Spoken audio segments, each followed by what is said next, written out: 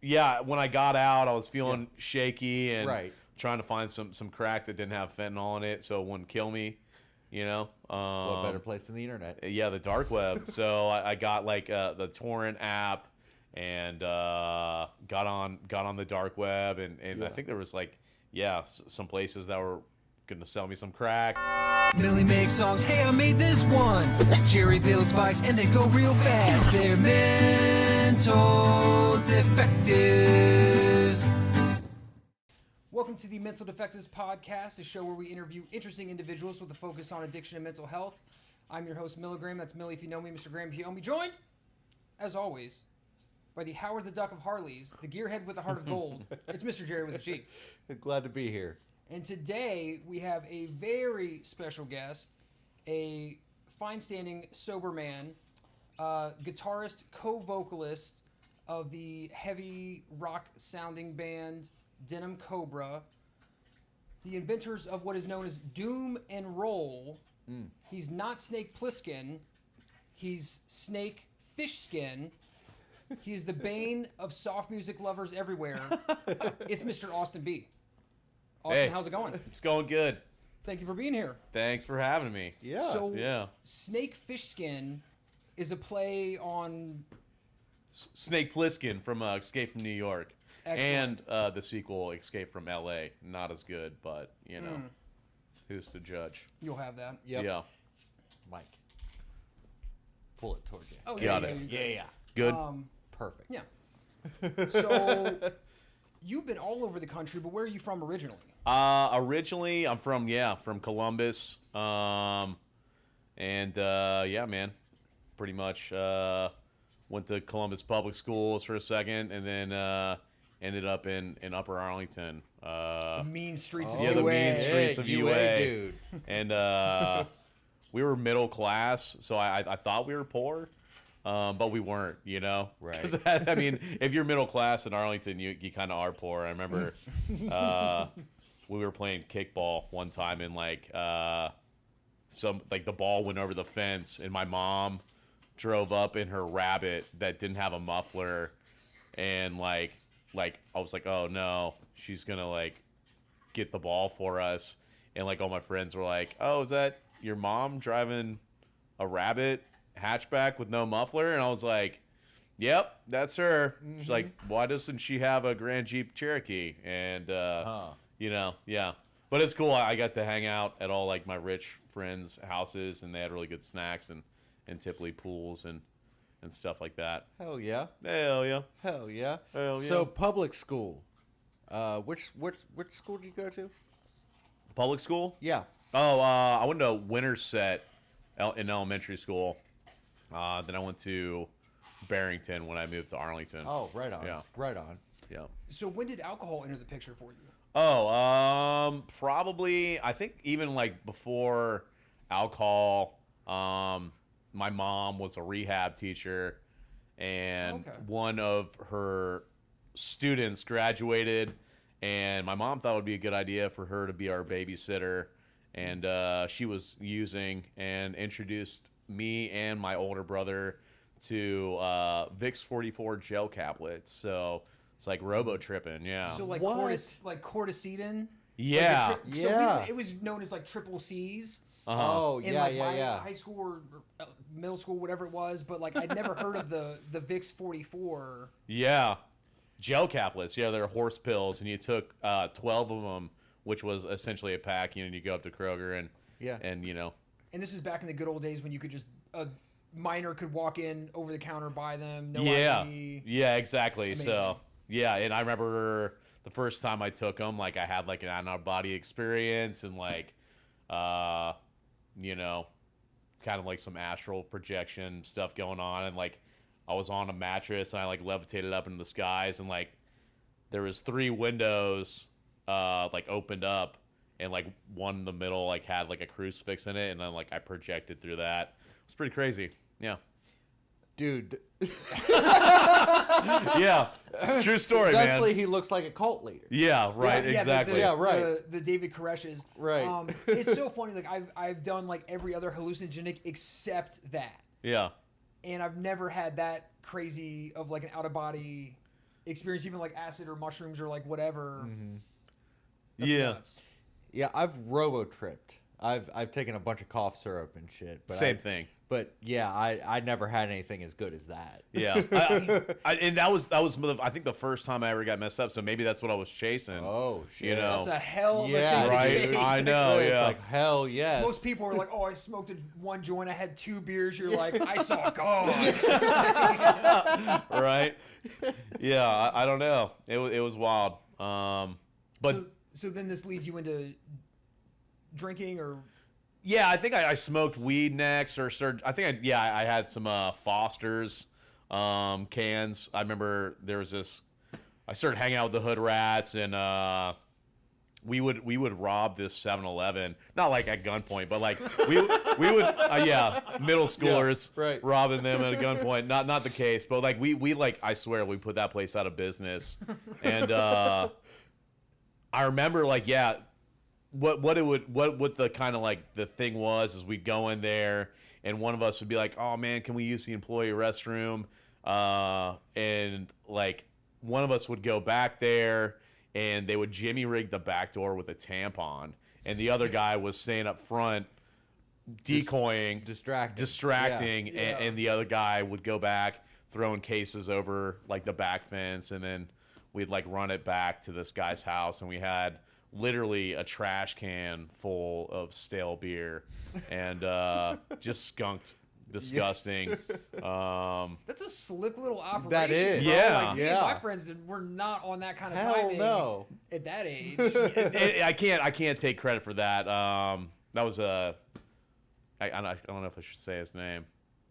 Yeah, I was He'll remain unnamed. It was- Yeah, yeah. it remained It was a unnamed. friend at It was the a time. friend at the Yeah, time. there you go. Yeah, but yeah, I drank 2 of those Foster's, giant like Australian beers. Yep. And blacked out, and I puked in my sleep. Woke up, and I had like the undercut. I don't know if you remember that kind of yeah. haircut. Yeah, Oh yeah. Shaved underneath, kind of like the haircut I have now. And yeah, woke up with puke in my hair. Oops. Yeah, right. Yeah, it was gross. So not like the allergic reaction right off the bat. Right. Oh, yeah. Yep. Right. Damn. Okay, so then that's the first time. Where do we go drinking wise from there? I remember we went to Mad River Mountain. I'm pretty sure Nice. the skiing place, and I think it was snowboarding actually. And me and a couple of these hood rats, the dad took us down of one of my friends, and we smoked some swag out of a pop can. Hell yeah. Yeah, Hell right? yeah. Yeah. Absolutely. Probably gonna get some Alzheimer's later because I smoked a lot of swag out of a lot of pop cans, and yeah.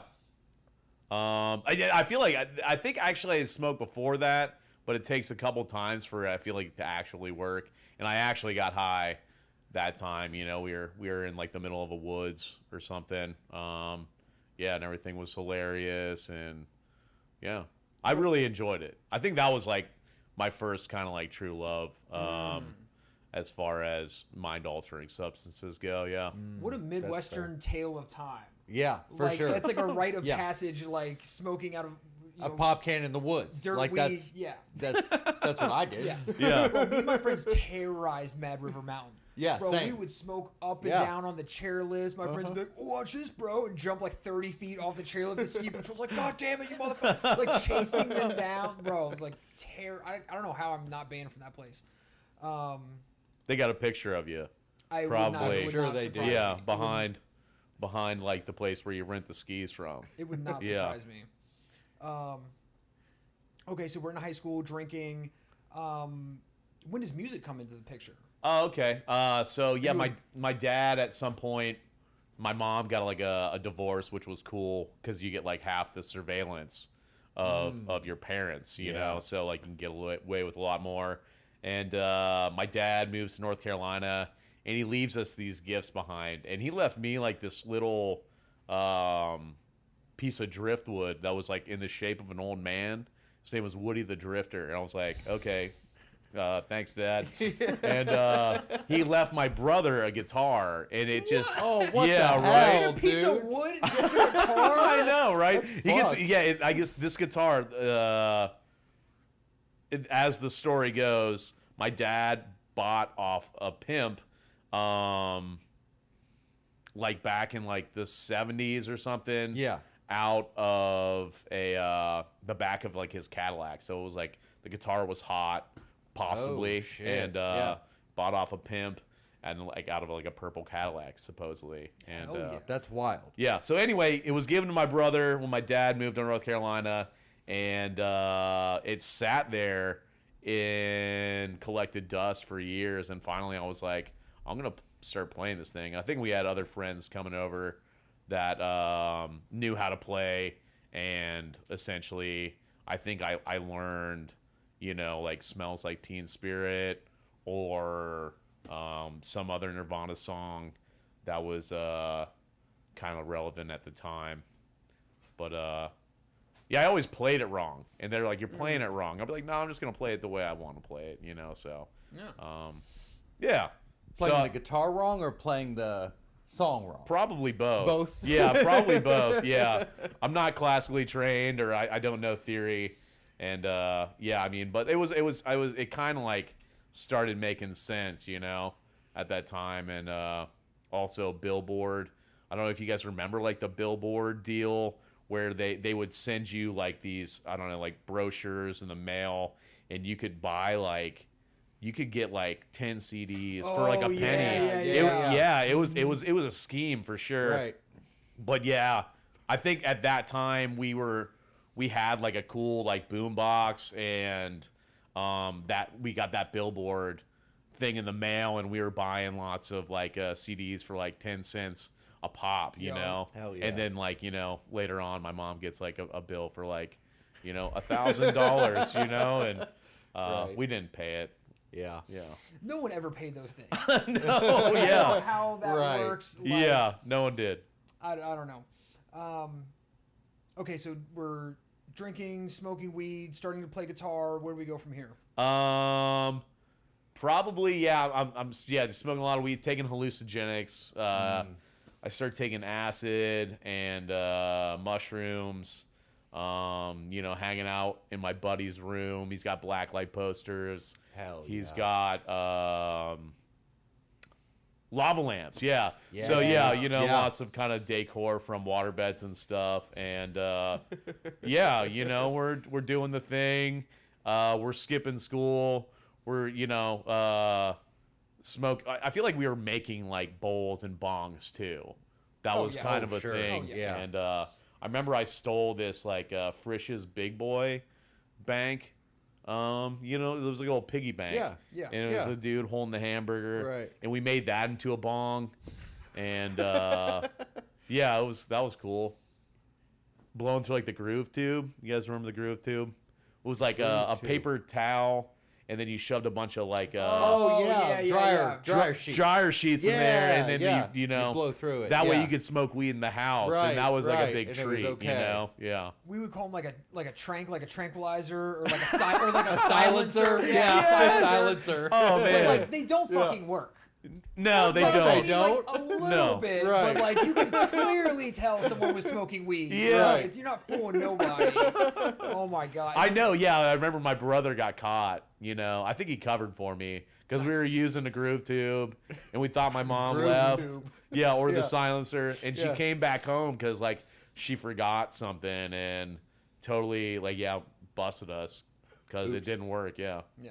You gotta Stupid. try it. yeah. And only like a high school kid is dumb enough to be like, it totally works, Oh, bro. for sure. You know, Right. like, For you know, sure. no, totally sure. delusion. does not work. No. Okay, so then we get through high school. What do we do after that? After high school, I moved to North Carolina. My dad's living down there. My older brother's living down there, and moved to like the Chapel Hill area. My brother's going to UNC, and we like actually live in a little suburb, or I don't know what it was. It was like a little hippie kind of like town called Carborough. Pretty slick little place. Got a fake ID at that time, and I was going to the bars with my older brother and kind of like his kind of like running buddies. We went to this bar called Hell. It was in a basement. It was pretty sweet, yeah. And I definitely, felt kind of like out of place there because everyone was older than me. Yeah. And I was like the little brother kind of tagging along. And but I like that place was like the epitome of cool to me at that time. I feel like they're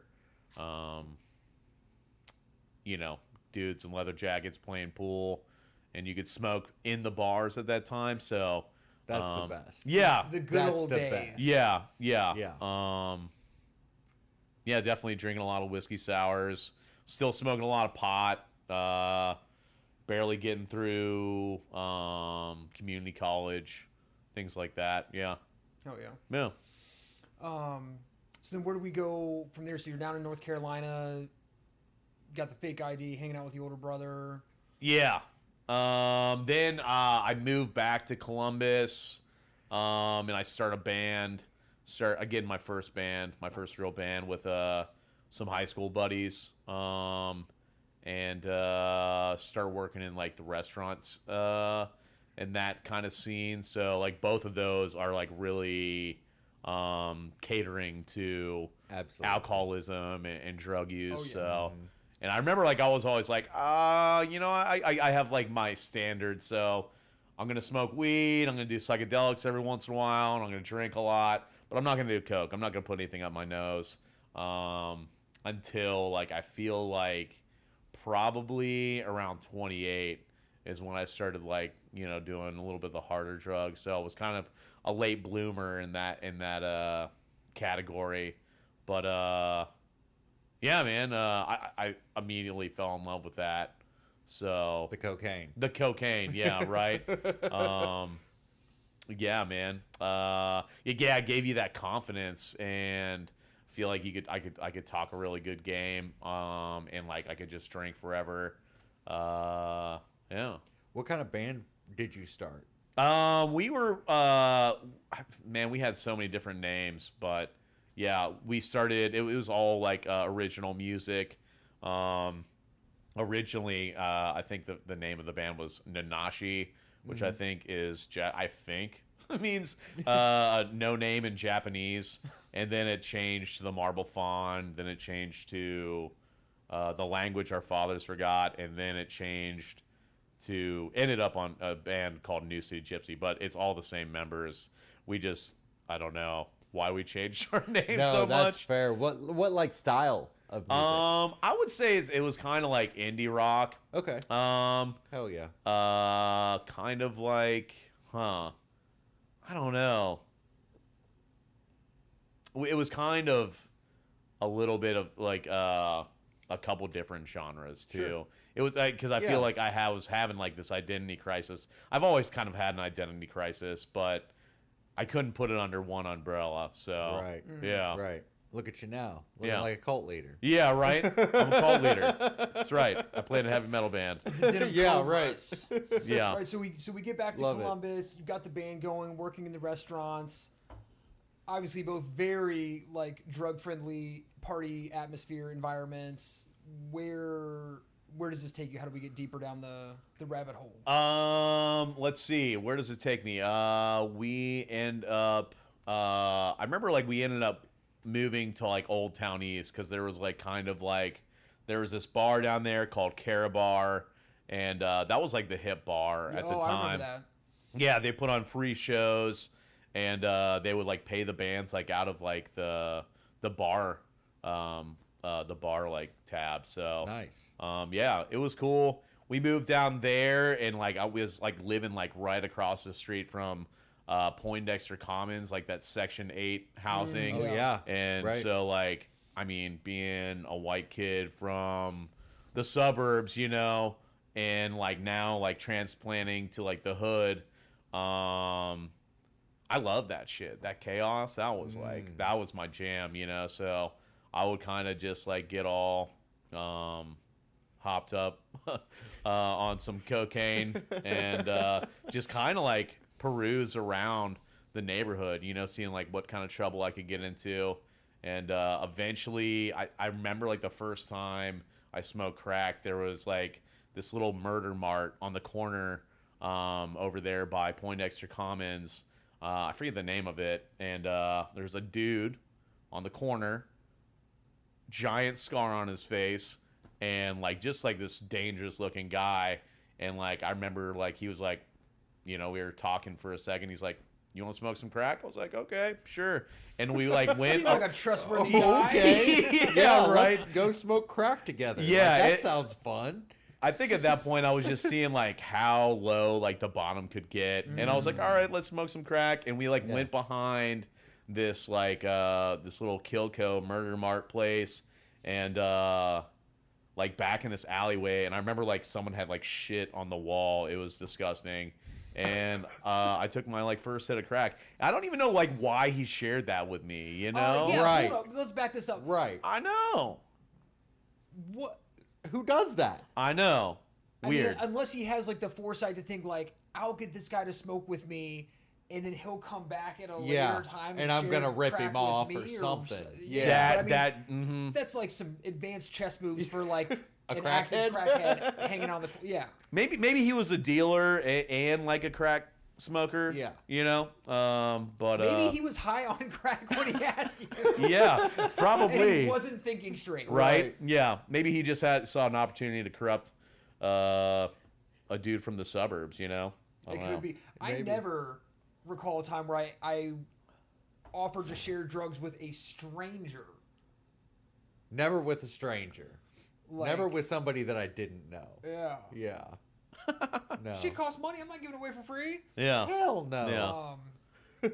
Okay. Yeah. What was that? So- What was that experience? Yeah. So you took your first hit. Yeah. And how was that? And that was that. I feel like at that point, like, it was kind of available in that neighborhood, and I would like take my roommate's cars because he always left his keys out, and I would just like kind of like drive around drinking beers and like trying to like score some hard, and wasn't like really good at it, like I was like I wasn't like really like a good crackhead. Like I never had like my own crack pipe or never had like Brillo on me or anything. Yeah. But I always be like, and like crackheads do not like sharing their crack pipe. Hey, Mental Defectives. Are you getting married? If so, we can officiate your wedding for the low, low price of $500. You have to be in Ohio. Because Jerry and I are both licensed ministers in the state of Ohio. If interested, email us at mentaldefectivespodcast@gmail.com. Now let's get back to the episode. And so there was an interesting Halloween you had? Yep.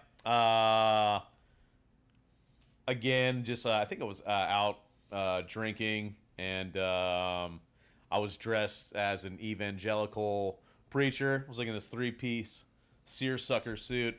Amazing. And had like an upside down cross on my forehead.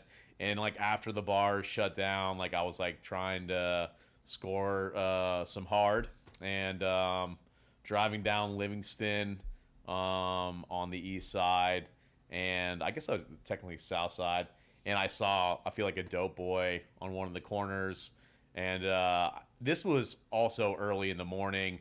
I turn down the street where he's posted up at, and I'm like looking over my shoulder, and I run like directly into a telephone pole. It like wavers. I split the window shield with my noggin, and like I remember I get out of the car, and like the first thing is that like some like crackhead like asked me for some change.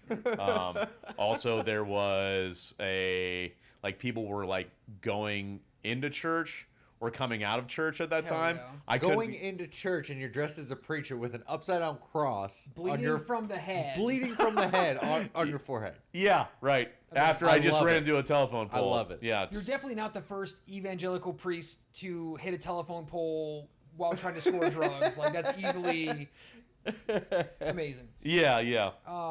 Fled the scene, and I got away. So Amazing. Yeah. Amazing. Yeah. And then there was a run-in with a SWAT team. Yeah, there was. Again, that was so I totaled a Saturn. He had like a Saturn SL. Okay. And that was what I ran into the telephone pole. This was a different car that he owned and that I would steal and terrorize. I mean, that works out for you. He's got multiple cars, and you've got no car. And you know what? I actually did pay him back for that Saturn SL. And then I'm driving a different one of his cars, a Civic, and I remember like there's a little. I was gonna pull into a place. I think actually try to get a crack pipe because I never had my own. You know. Yes. He And wanted his own crack pipe. yeah, I wanted my own crack pipe. So I pull in, but like I go like to the alleyway behind like this little murder mart. And there's like a SWAT team SUV kind of like staring me down. We're like kind of face to face. I'm like, oh, fuck, you know, like maybe I think I took a wrong turn. Oops. So I back out and like I go down like the next street over. I take like a right down the next street. And there is a guy like full SWAT team regalia carrying a shotgun, waves me over. He's like, hey, man, you know, Never a good like, sign. yeah, never a good Not sign. good. This is definitely a bad omen. And I pull over. The guy asks me what I'm doing there.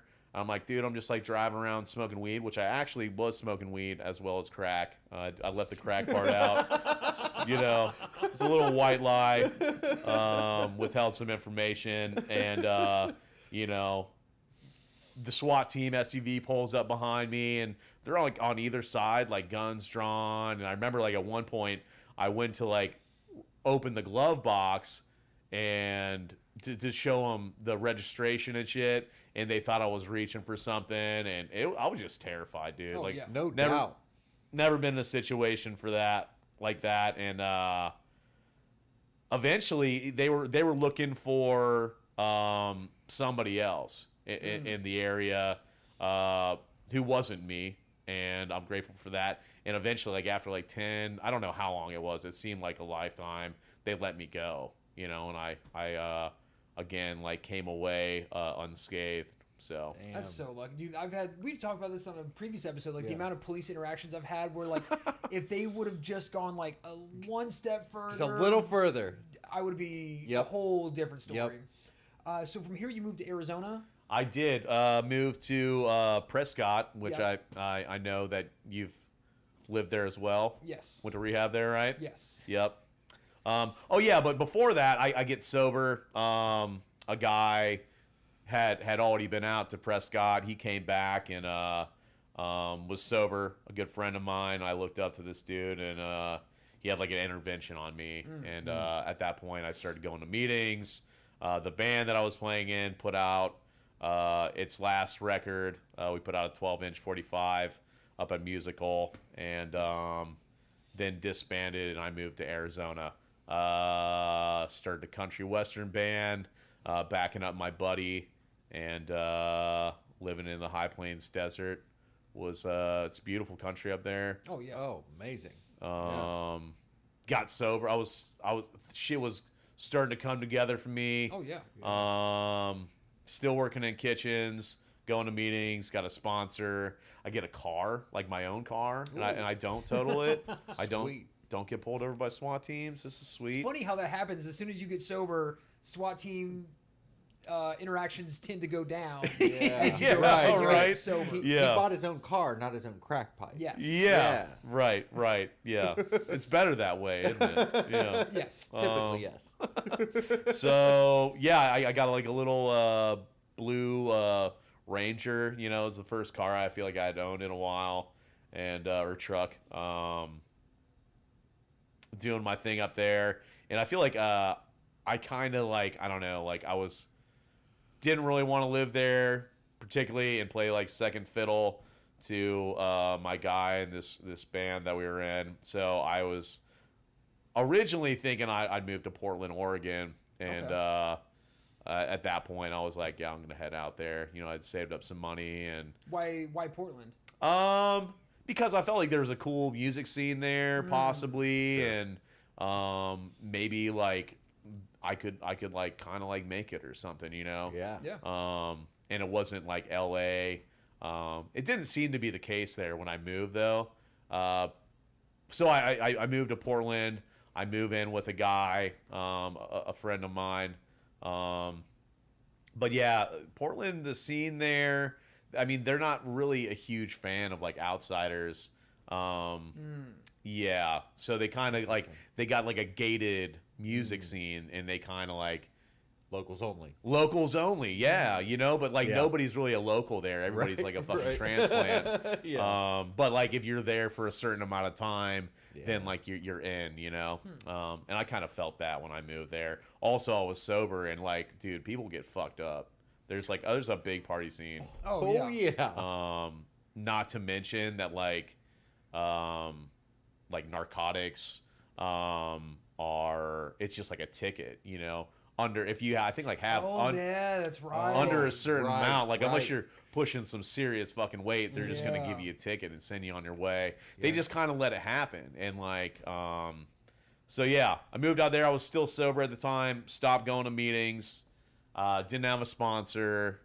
The guy I was living with was using other people around me. Like I didn't really have any friends in sobriety, so it was just a matter of time before I picked up, and I matched with this girl on Tinder, and I remember like we went on this date, and she was like an ex-stripper, I'm pretty sure. Nice.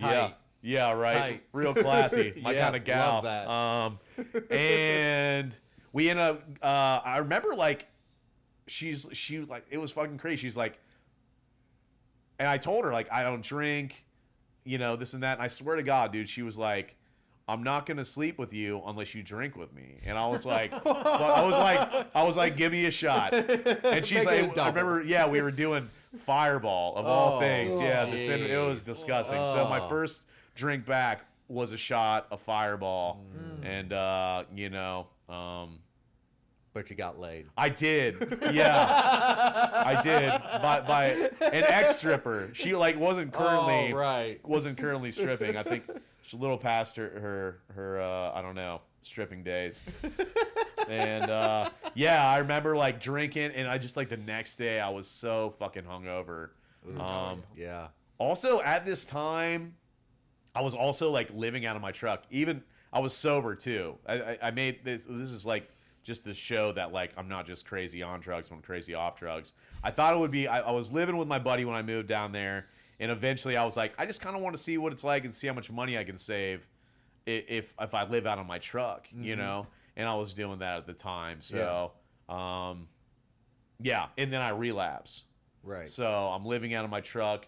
I relapse, and like, man, it went real quick. You know, lightning speed to like new bottoms. You know, back to smoking crack and hanging out in dodgy motels and yeah, all terrible things like that. Oh yeah, right. That was my experience too. After like having some sober time and then relapsing, it was just like a express train to like the depths of hell. Like, Yeah. You go right back, if not worse. absolutely. Yeah, every time.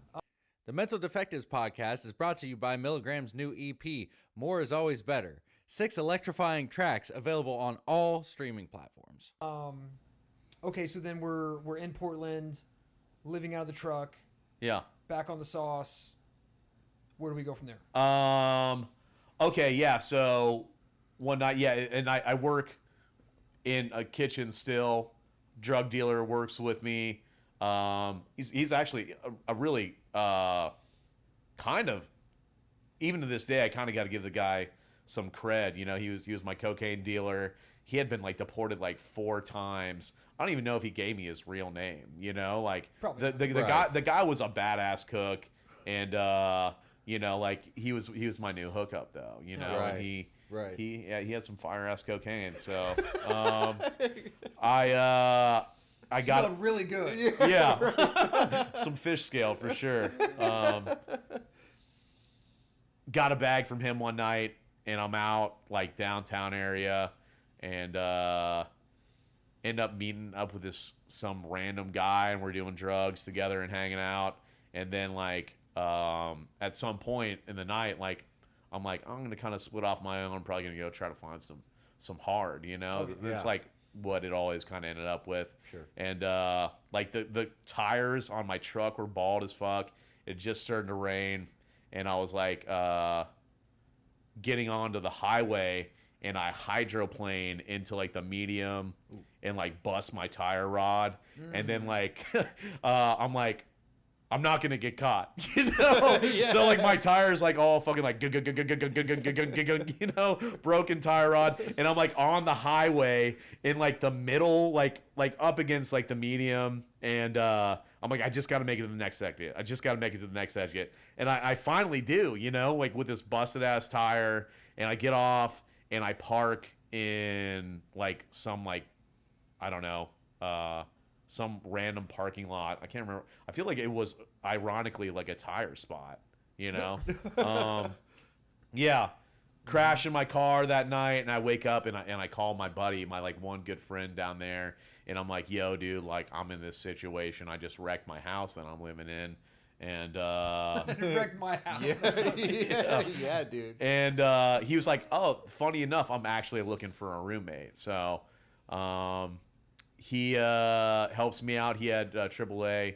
We towed my busted ass truck back to his place where it just sat out in front of his house for probably the next couple years until I scrapped it, you know, for drug money. As we do. As we do. And I moved in back in with my buddy, Rusty. R.I.P. dude. Love you, man. R.I.P. Rusty. Yeah, right. And we started a band called Star Garbage, and we're living together. And he's like really kind of into like hippie drugs, like DMT and Molly and Sass and all that shit. And he always had it, and he'd always just kind of give it to you. And that was kind of, you know, I at that point I kind of was like maybe in the most garbage can like phase. Like I'll take anything. Yeah. Ketamine every once in a while. I think actually just once, which I never enjoyed. But I did like, I remember like liking that Sass and like the Molly. I felt like the good witch Galinda. You know what I'm talking about? When she floats down in that bubble. And that pink like sequence dress. Like I felt like her, you know, like it floating in that bubble. And it kind of sounds silly, but no, it felt good. I had some good experiences out there, you know.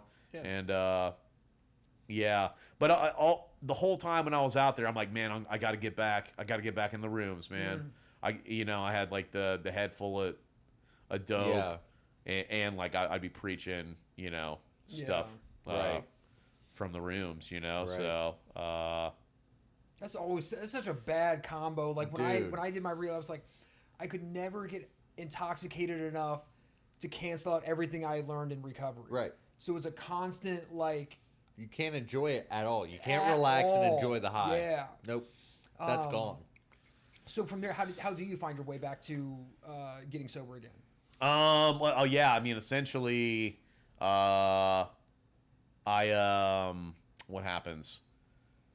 I'm living with another bandmate from a different band. We were called Dennison House. She was the cellist and like a good friend of mine. And I feel like I was like bringing sketchy people over and like smoking crack in the house, and that's not cool, and stealing money from my roommates. So just, you know, being that bottom feeder scumbag as I fall into that role easily when I'm using. And they don't like that shit, clearly, you know. So like, I'm so surprised. And like, also, I'm like starting to lose it. Like I'm not like in a good headspace, you know. Smoking crack makes you extremely paranoid, and you know, so I start to think that they're like out to get me, and I'm like delusioned that like near the end of it, like I thought like they were trying to kill me and shit. And when this happens, because it like. Thank God it's never happened to me, but like the psychosis, because stimulants were just never my thing. But like, does that psychosis stay like even when you're not high? Or it's hard to tell because you're always high, or it's like... I mean, no, not as bad. I mean, it might always kind of be there, but I mean, it's definitely like... There's like a baseline of it, and then when you use it, spikes up. Inflamed, yeah, for sure. Yeah, so, I mean, like, at kind of like the end there, I thought they were all gaslighting me, and I thought they were trying to kill me. Like, I remember, like, the last night, I thought they were, like, using like LSD, like aerosol, to like dose me in my sleep. I swear, dude, I was on some serious top tier delusions at this point, and had like a dream one night when we were all hanging out that like they buried me alive. Swear to God, dude. I know it sounds crazy, and it terrified the shit out of me. I woke up and I called my dad and I was like, "Yo, dude, I need to come home. Like, I feel like my roommates are trying to kill me." Didn't mention anything about smoking crack and like, you know, being like, you know, losing my mind or anything. Right. But, why would you? Yeah, right. Exactly. I wouldn't want to tell the truth. Hell no.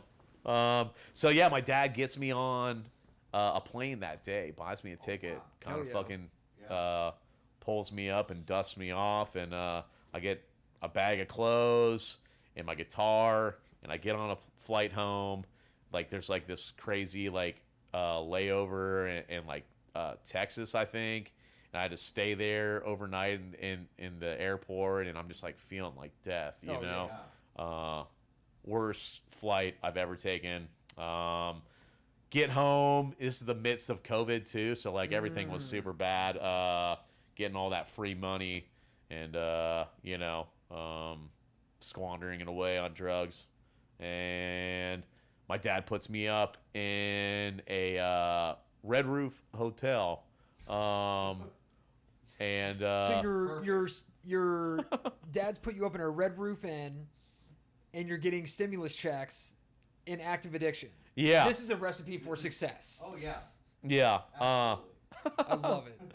So then what happened? I my older brother has got like close to 20 years sobriety at that time. So, and he calls me. He's like, "Dude, what's going on, man?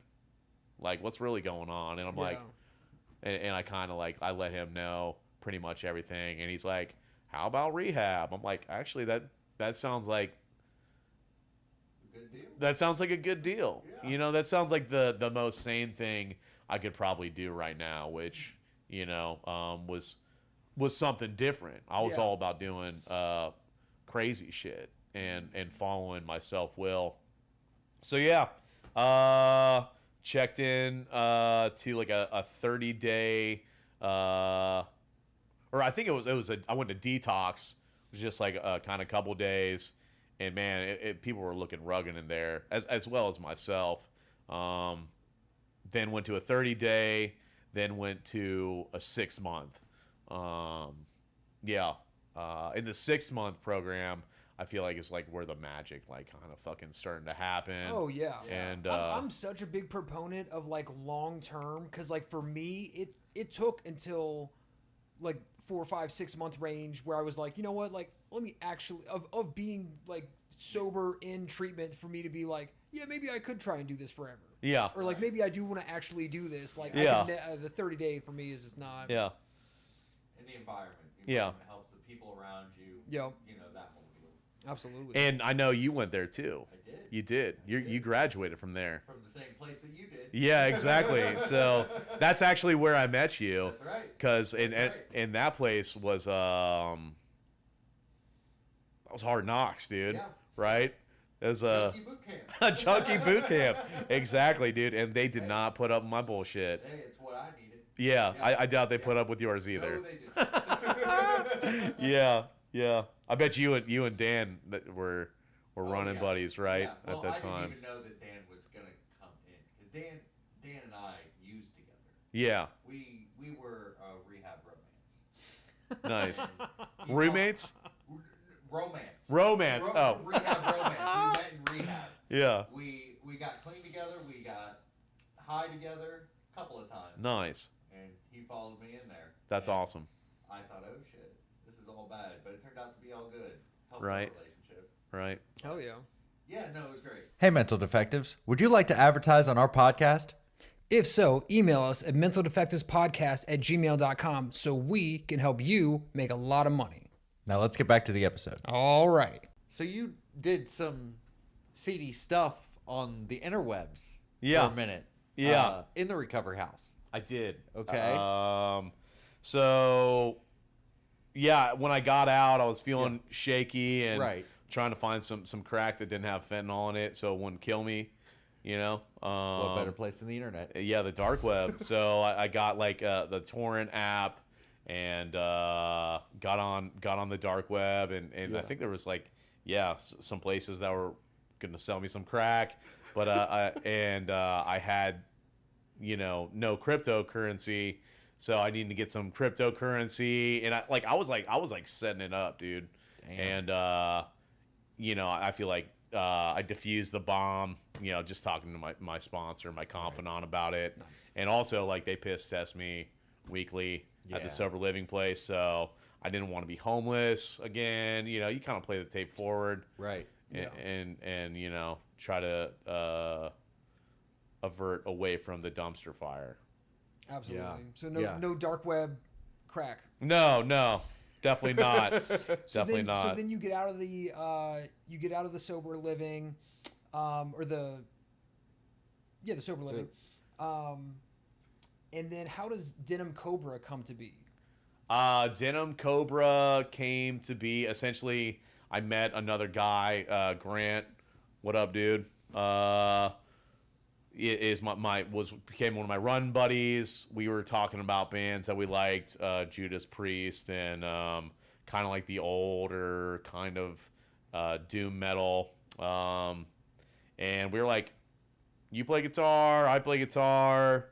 He's all like inked up and like, he's pretty metal. And he was like, dude, let's get together. And there's always that like kind of like that feeling when you get together to play music with somebody and you're like, man, I hope he doesn't suck, because then I'm just going to be stuck in a room trying to get out of it.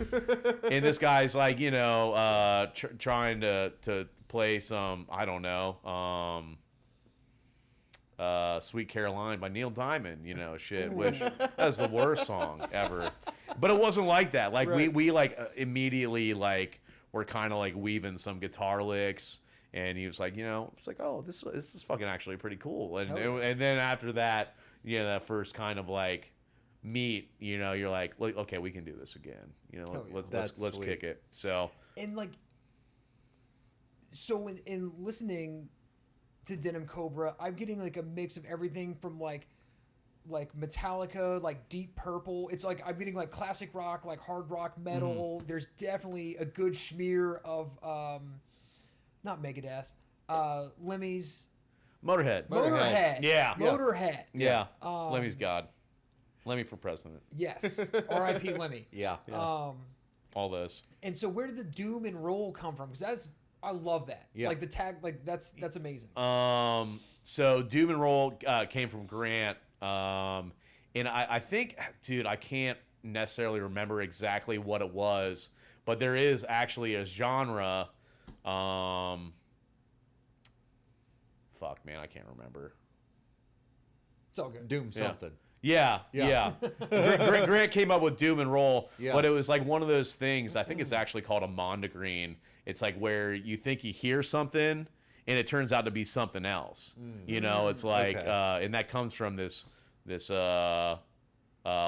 on the Green was the song, Okay. but Lady Mondegreen was what was interpreted. So it's like when you hear something, but it's actually something else. So he kind of got his wires crossed with the doom and roll thing. I can't think of what it originally spawned from, but that's all Grant. But it was an accident. Can't give him full cred. Nope. Hey, that's cool. So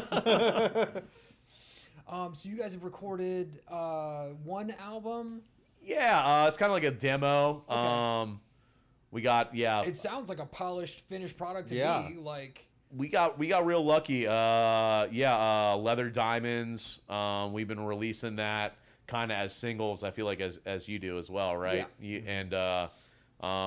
Released 4 of the 5 singles, and we're trying to do a music video now. Nice. For our last single, Fork Tongue Prophet. Yeah, man. It's a metal ass song title. Yeah. Dude, Hell yeah. yeah. you should see these guys live. I went to see the show at Big Room. I appreciate you Yes. repping right now. Oh yeah, with the Denim Cobra Denim shirt. Cobra. Yeah, get you a T-shirt. I need one of those. Yeah. Get you one of these Oh too. yeah. Hell yeah. Yeah, 'cause Plug I've just seen the live videos on YouTube, but like that doesn't. These guys rock. Hell yeah. Yes, I appreciate you saying that. it's true. We try to take some of our live stage presence from like ZZ Top and like some kind of stage antics like that. Maybe a little Kiss too. Hell yeah. I know. Grant and I are both big Ace Frehley fans, and you know they got. We don't have like the makeup. We don't have what's it called. Man, I forget what it's called. That makeup. It's like a face paint. Yeah, the face paint. It is Yeah. face paint, but it's got a name. Corpse paint. Yeah. Ah, we don't corpse paint. rock the corpse paint. No, Okay. not yet. Yeah. Yeah. There's always time. Yeah, Right, right. Exactly. And so then you're guitaring and you're guitaring. He's guitaring. He's You're guitaring guitaring in this band. That's the proper nomenclature. Yes. I thought so. As a musician, I know these things. So you're guitaring in this band, and then you're also handling some of the vocals. Yeah. Because I'm listening to it. I'm such a sucker for bands with 2 vocalists. Yeah. Like 311, Less Than Jake. Anything. I was gonna say Anti-Flag. I'm not gonna say that. Anything with 2 vocalists, I'm like all about that. Yeah. So yeah, we kind of share that role. I mean, I'm kind of thankful for it because I don't know. Sometimes it's nerve wracking, you know, to be the front man. I'm not like also like a super powerful vocalist, or you know, it's like one of those things hearing your voice message and like re-recording it like a bunch, you know. Yeah. I feel like I'm more comfortable now with it than I ever have been, but yeah, Grant's kind of got a little more of like a growl, I guess, and I'm more of like a crooner, kind of maybe you know, a child of doom of like Ozzy and Yes. yeah, things like that. So what bands like Denim Cobra would be for people that are fans of like Ozzy Osbourne, Sabbath, Motorhead, sure. with like a modern twist to it? Yeah, I mean, I feel like I've definitely taken some inspiration from Queens of the Stone Age and like Josh Homme's guitar playing. Grant is probably more influenced by like High on Fire and Matt Pike. Yeah, so there's like it's like I'll call it the unholy trinity of Sleep, Ohm, and High on Fire. Those are like the 3 bands that I really like to listen to in the metal, but they're all kind of like in the same family tree, as in Sleep separated into High on Fire and into Ohm, and yeah, I feel like a lot of that influence is coming down the pipeline. Definitely on Grant's side, he's a little more of kind of like a Matt Pike guy. Okay. He's the lead singer of High on Fire. I'm kind of, I think, a little more early Sabbath. Some of our, I think we even have like kind of like a hair metal banger.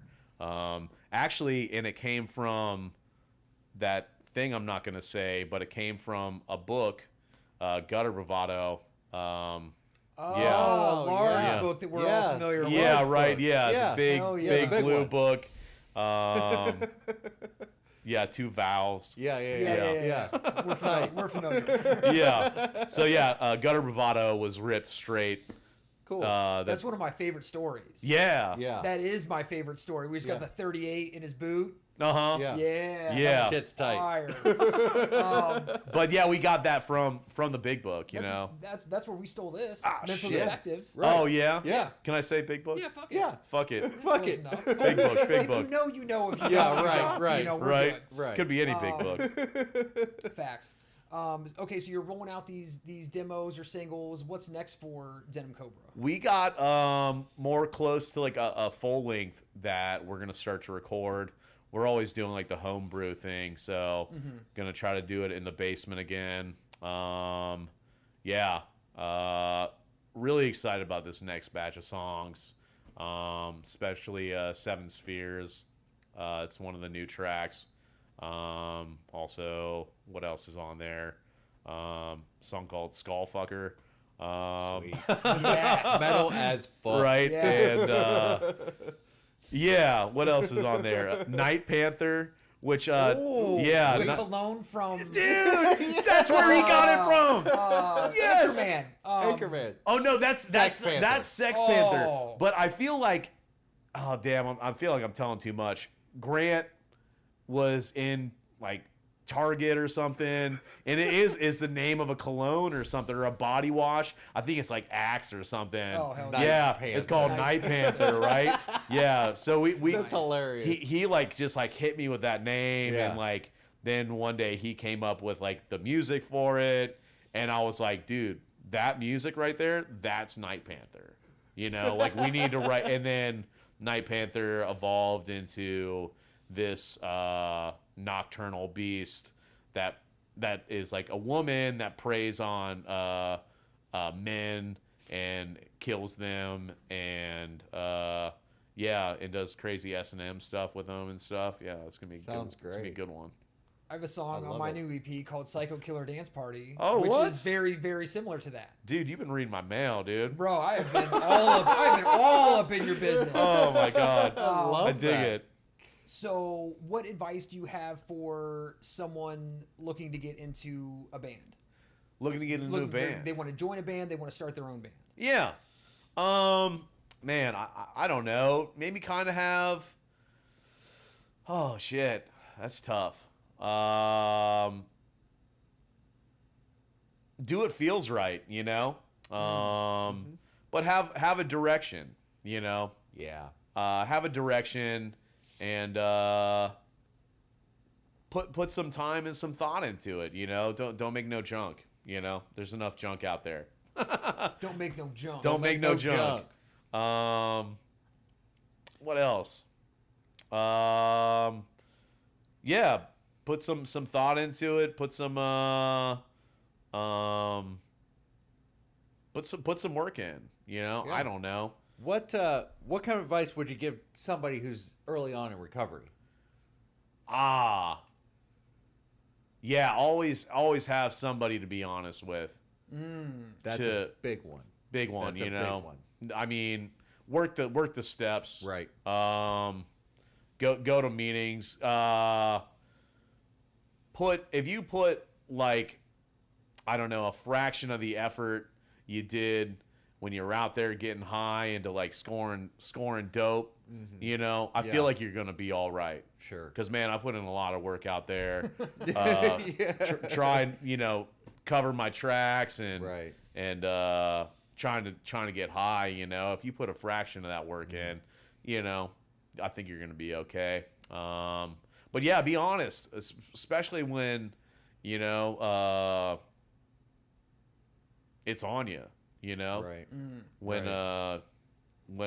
when it's upon you, you know, like that's the time to reach out. That's the time to do something about, to utilize, you know, the chisel, or Right. you know, sometimes you got to bust out like the jackhammer, or what's another cool tool?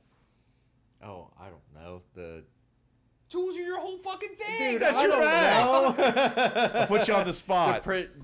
I don't The know 3D the printer. laser level. The maybe? laser- Yeah, that's what we it's call time it, to bust out the laser laser level. level's kind of cool. Right? It's time to end this episode Yeah. because I'm so Yeah, disappointed. You I know. I fucking fucked tools. up. I know. So So where can we find you and Denim Cobra online? We're on Spotify.